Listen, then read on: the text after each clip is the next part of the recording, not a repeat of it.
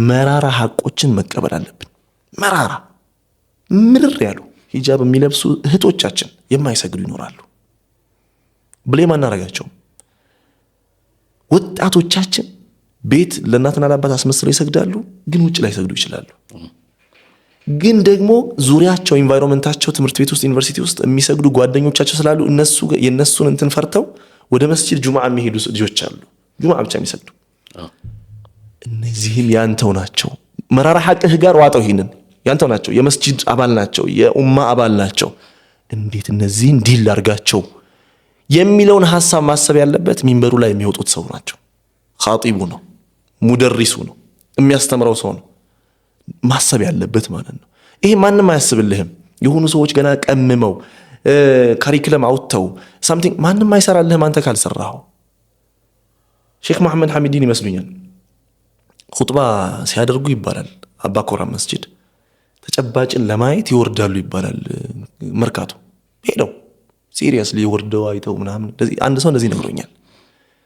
ሼክ ኢልያስ አህመድን ከዚህ ቀደም አንስቻለሁ። ወሎ ሰፈር መስጂድ ኹጥባ ሲያደርግ ማለት ነው እጥር ምጥን ያለች የ15 ደቂቃ ኹጥባን ያደረገው ወሎ ሰፈር መስጂድ ነው። አዲስ አበባ አካባቢ ያለ ሰው በደም እናውቀዋለን። ዲፕሎማቶች አሉ፣ ፎሬነሮች አሉ፣ የመንግስት ሰራተኞች አሉ፣ የባንክ ሰራተኞች አሉ።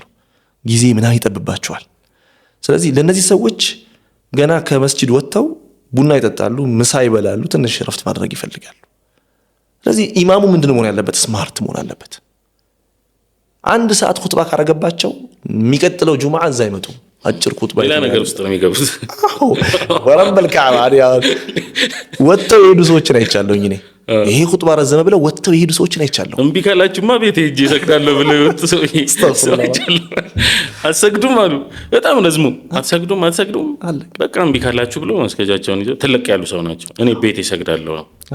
እንደዚህ አይነት ሃፕኒንግ አለ። ይሄን መራራ ሐቅ ማውጣት አለብን ነው። ይሄ አንዱ ነው የሼክ ኢልያስ ያነሳውልህ። ሶስተኛው ኢማም ናቸው የበኒ መስጂድን አንስቻለሁ። ሁሌ እንደውም ሲናገሩ መጨረሻ ላይ ኸይሩል ከላሚ ማቀለ ወደል ይላሉ። ምርጥ ንግግር ማለት አነስ ያለውና ቱ ዘ ፖይንት የሆነው ነው ይላሉ። እንዴት ደስ እንደሚል ማለት ነው። በቃ 10 ደቂቃ 7 ደቂቃ ምናምን ኹጥባ ያደርጋሉ። ቶሎ አሰግዱ ብትን በእኔ አካባቢ መንገድ ይዘጋጋል። ማሰብ አለብን። ህፃናት የያዙ እናቶች ይኖራሉ።